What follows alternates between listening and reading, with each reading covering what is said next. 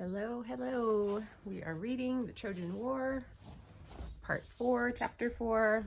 This one's called Pyrrhus. After the deaths of Achilles and Ajax, the Trojans took heart, the more especially as another champion had come to their rescue. This was Eurypylus, the grandson of Heracles and nephew to Priam through his mother. Macon was slain by this hero, leaving his men leaderless, since his brother, who was much younger and had looked to him as a father, was prostrated with grief. "Such sorrow is unmanly," declared Nestor in a council of the heroes.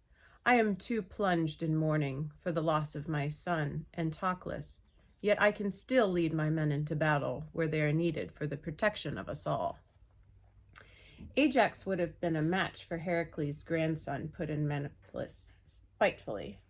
Odysseus had been judged the greater hero, but what help has he for us now? Agamemnon glanced anxiously at Odysseus, but the hero showed no sign of taking offense. "I was never as strong as Ajax," he admitted readily, "but I have some advice to offer that may well turn the tide. Eurypylus himself would not be a menace if our men fought with better heart.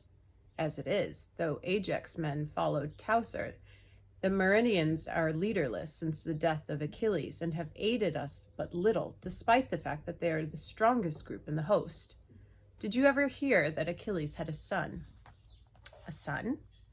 He was secretly wedded in Scyros when I found him disguised among the princesses there, and he had a child, well grown and forward for his age, who should be nearly a man by now." Remember, Achilles was dressed up as a girl for most of his life because his mom was trying to hide him from the fact that he was going to die in battle. Yeesh.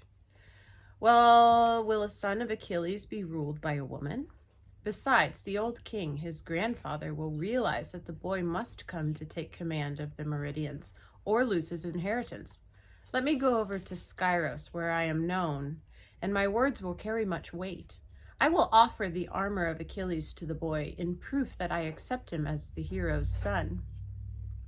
I will give him Hermione, my only child, in marriage if he will come," cried Menelaus. "She is a bride of such rank that he must know we acknowledge him as Achilles' heir." We're going to entice him with some armor and a lady. People are weird.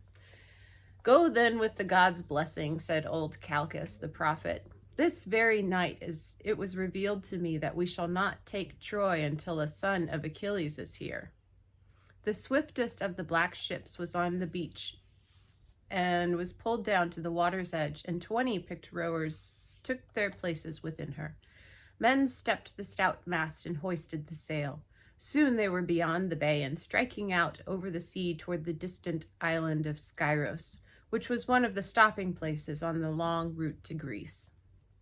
There was a good harbor at Scyros, and rough quays had been constructed on the seashore opposite the town. Odysseus, however, bade his men pull to a sandy beach seemingly deserted, for he thought it best to come in unnoticed and gain news. So they wanted to spy a little bit, figure out what was going on there before they made their move. In a little meadow outside the walls, a young man was hurling the javelin. As it flashed through the air, he started after it with the speed of a deer and seized it up by the handle while it was still quivering from its impact into the earth. He was super fast. Who else was super fast? "That is he," said Odysseus confidently. "Achilles could catch the javelin before its point touched the ground, and this youth is almost master of the feat. In any case, there can be hardly 2 such giants in one town." The youth, turning round with his weapon in his hand, saw the strangers and halted. "Who are you?" he called cheerfully, "and what brings you here?" "We are friends of Achilles, your father," answered Odysseus. "What's your name?" "I am called Pyrrhus," answered he, "and I am indeed Achilles' son, though I had supposed that my birth was unknown." "Not to me," answered the hero, smiling, "for I am Odysseus, and I have come here to fetch you to the war, as I came for your father. You are very like him, I think, and may prove yourself to be as great as he." The young man was indeed almost as tall as his father, though somewhat less handsome. His hair was pale yellow and his eyes very light blue, while his features were thinner and sharper than Achilles had been. He looks colder than his father, thought Odysseus, and he may be more cruel in war. He fell in beside the young man and walked into the town with him, answering all manner of questions about the glory of Achilles and the war at Troy. Diadema, as Agamemnon had foretold, dissolved into tears, declaring that her child was too young to lead an army or to fight with the champions of Troy. "Is it not enough that you took my husband from me?" she wailed. "I am a hero's son, and I shall go," declared Pyrrhus shortly. "He must go," said the old king, "if he is to be known as the son of Achilles and succeed to Peleus's kingdom. Be wise, my daughter, and dry your tears, for these things have to be." Diadema threw herself on her son's breast, twining her arms around him. He kissed her, though without much tenderness, and put her away. This poor woman. Oh. "My mother is foolish sometimes, though she knows that my heart is set on war," said he, taking his place in Odysseus in the prow of the ship, while his servants crowded into the waist. "You shall wear your father's armor against Heracles' grandson," said Odysseus. "I give it to you freely, for you look as though you were made for it, as I never was." The young man smiled happily on Odysseus, charmed by his generous words, while the rowers glanced at one another in amusement, because they had listened to Odysseus before. "Your young master is eager for battle," said one in a low voice to the nearest of Pyrrhus's servants.